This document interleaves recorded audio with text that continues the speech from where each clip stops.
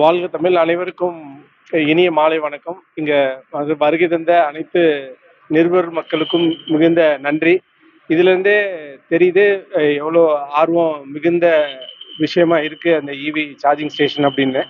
நாங்க வந்து பேனாசோனிக் இவி charging station மூலமா இந்தியா முழுவதும் சார்ஜ் நிலையங்கள் வைக்கிறதுக்கு வந்து நாங்க திட்டமிட்டிருக்கோம்.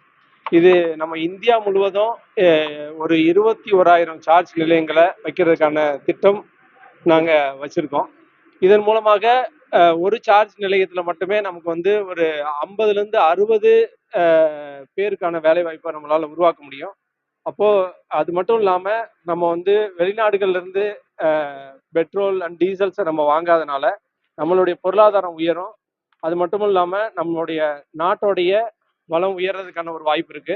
நம்ம பெட்ரோல் வெஹிக்கிளை யூஸ் பண்றதுனால நம்ம அதிகமா ஃபியூலோடைய கார்பன் டை ஆக்சைடு மட்டும் இல்லை, நம்ம ஆக்சிஜனையுமே ஃபயர் பண்ணுறோம். அதனால நம்மளுடைய ஹெல்த்துக்கு, நம்ம நாட்டுக்கு எல்லாத்துக்குமே வந்து ஒரு தீங்கு விளைவிக்கக்கூடியதாக இருக்குது. அதனால இந்த சார்ஜிங் ஸ்டேஷன் வந்து மிகப்பெரிய ஒரு மாற்றத்தை உருவாக்கும்ன்ற நம்பிக்கை இருக்குது. அதனால தான் பேனாசோனிக் மற்றும் ஏத்தர் கூட இணைந்து இந்தியா முழுவதும் நாங்கள் வந்து சார்ஜ் நிலையங்கள் வைக்கலான்னு இருக்கோம்.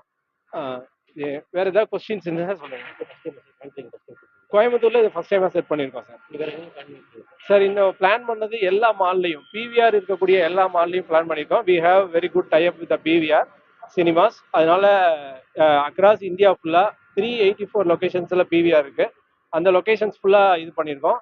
இதுல சார்ஜ் வந்து நம்ம கண்டினியூவா போடுறதுக்கு பூம் கேப் கூட டைப் பண்ணியிருக்கோம். அதனால பூம் கேப் நீங்க பாப்பீங்க, அவங்க கூட டைப் பண்ணதுனால நமக்கு கண்டினியூவா சார்ஜஸ் வந்து இதுல போடுவாங்க.